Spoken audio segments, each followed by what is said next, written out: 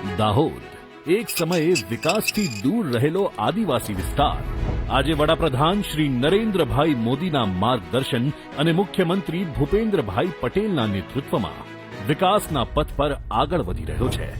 સંપૂર્ણ રીતે સ્વદેશી 9000 હોર્સ પાવરનું લોકોમોટિવ એન્જિન બનાવી રહ્યું છે આપણું દાહોદ. સાથે સાથે અહીં નાગરિક સુવિધાઓ સુદૃઢ થઈ રહી છે અને સડકોનો વધી રહ્યો છે વિસ્તાર. બ્રિજ અને હાઈવે બની રહ્યા છે અને ગામે ગામ પાણીની લાઈન પહોંચી રહી છે.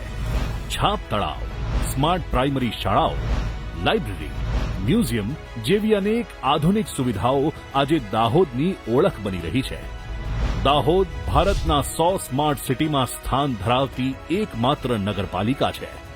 અહીંના લોકોના જીવનમાં સકારાત્મક બદલાવ આવે, દાહોદ એન્સિલરીઝ અને એન્જિનિયરિંગ હબ તરીકે આકાર પામે અને ભારતના વિકાસમાં સક્રિય ભાગીદાર બને એ માટેની અનેકવિધ પહેલો હાથ ધરાશે.